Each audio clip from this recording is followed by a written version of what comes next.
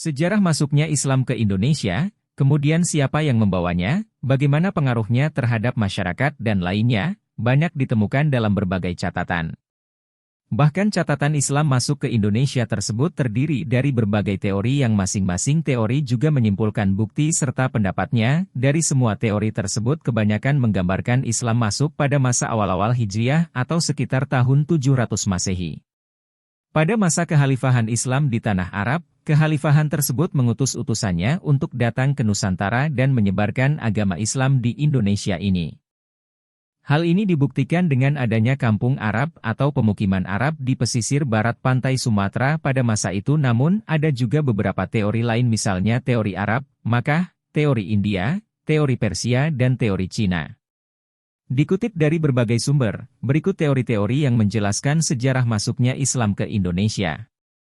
1. Teori Arab, Makkah. Menurut teori ini, Islam dibawa oleh pedagang yang berasal dari Makkah di abad 7 Masehi. Terdapat 3 bukti yang mendukung teori ini. Pertama, adanya perkampungan Islam di Barus, Sumatera di tahun 674 Masehi. Sesuai namanya, penghasilan utama dari kampung ini adalah kapur barus. Benda ini menjadi kesukaan dari Timur Tengah, sehingga mengundang pedagang dari sana untuk datang ke Indonesia. Kedua, ditemukannya makam Islam tertua Indonesia, tepatnya di Gresik, Jawa Tengah. Makam bernama Siti Fatimah binti Maimun tersebut ditulis menggunakan ukiran kaligrafi Arab bergaya Kufi. Ketiga, adanya pemakaman Islam di wilayah Majapahit di Trowulan. Diyakini bahwa pada era kerajaan Majapahit sudah banyak orang yang memeluk agama Islam. Teori ini didukung oleh J.C. Van Leur hingga Buya Hamka atau Abdul Malik Karim Amrullah. Pada bukunya yang berjudul Sejarah Umat Islam yang terbit pada tahun 1997, Buya Hamka menjelaskan bukti-bukti masuknya agama Islam di Indonesia. Bukti yang dimaksud Buya Hamka ini adalah berupa sumber dari naskah kuno Cina yang menyebutkan bahwa sekelompok bangsa Arab yang bermukim di pesisir barat Pulau Sumatera pada tahun 625 Masehi. Selain itu, di kawasan tersebut yang pada saat itu merupakan kekuasaan kerajaan Sriwijaya juga ditemukan batu nisan yang bertuliskan nama Syekh Rukunuddin yang wafat pada tahun 672 Masehi. 2. Teori India, Gujarat. Teori ini dicetuskan oleh G.W.J. Drewes dan dikembangkan oleh Snook Hurgronje dan kawan-kawan. Selain itu teori India atau teori Gujarat ini juga diyakini oleh sejarawan Indonesia Sucipto Wirjo Suprato yang meyakini awal mula masuknya Islam di Indonesia adalah melalui India, Gujarat. Teori ini adalah teori yang menyebutkan bahwa agama Islam masuk ke Indonesia melalui para pedagang dari India Muslim, Gujarat, yang berdagang di Nusantara pada abad ke-13.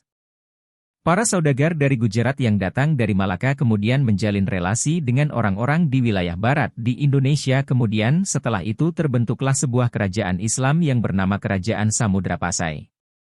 Banyak bukti yang menguatkan teori Gujarat ini. Salah satunya adalah makam Malik As-Saleh yang merupakan salah satu pendiri Kerajaan Samudra Pasai.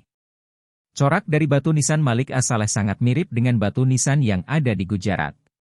Bahkan makam salah satu wali Songo yakni makam Maulana Malik Ibrahim juga memiliki batu nisan khas Gujarat seperti makam Malik As-Saleh. 3. Teori Persia. Teori ini menyatakan bahwa, selain disebarkan oleh pedagang dari Makkah, Islam juga disebarkan oleh pedagang yang berasal dari Persia yang kira-kira kini letaknya ada di negara Iran. Menurut teori ini, Islam dibawa oleh pedagang yang asalnya dari Iran pada abad 11. Terdapat 2 hal yang bisa membuktikan teori ini. Pertama, setiap tanggal 10 Muharram, di Bengkulu dan Sumatera Barat selalu diadakan upacara tabuik. Upacara ini diadakan untuk mengenang cucu Nabi Muhammad SAW, Husain bin Ali. Upacara ini adalah upacara tahunan yang juga dilakukan di Persia. Kemudian ada kemiripan kebudayaan Islam antara Indonesia dan Persia, yakni kaligrafi-kaligrafi yang ada di makam batu nisan di Nusantara. Bukti kedua, adanya kesamaan ajaran Sufi yang dianut oleh Syekh Siti Jenar, seorang ulama Sufi asal Jepara, dengan Sufi Iran beraliran Al-Halaj.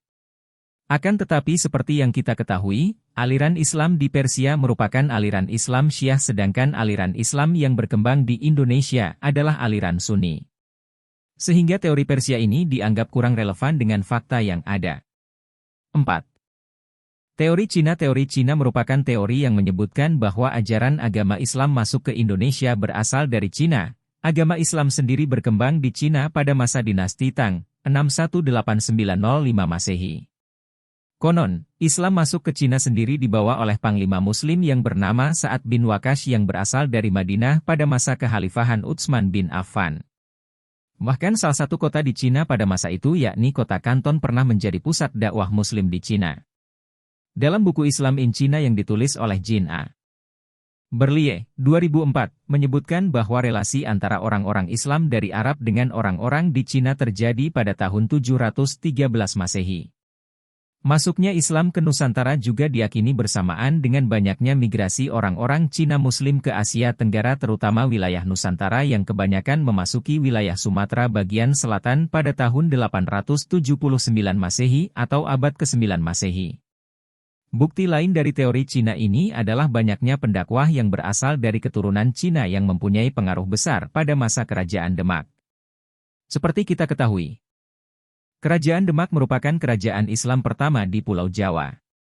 Banyak yang meyakini bahwa Islam masuk ke Indonesia pada tahun 700 Masehi atau pada abad ke-7. Hal ini dikarenakan dari catatan Cina kuno menerangkan bahwa pada masa itu terdapat perkampungan Arab atau pemukiman Arab di daerah pesisir barat Pulau Sumatera hingga ke sekitar Selat Malaka. Begitulah masuknya Islam ke Indonesia mengutip dari berbagai sumber wallahu alam.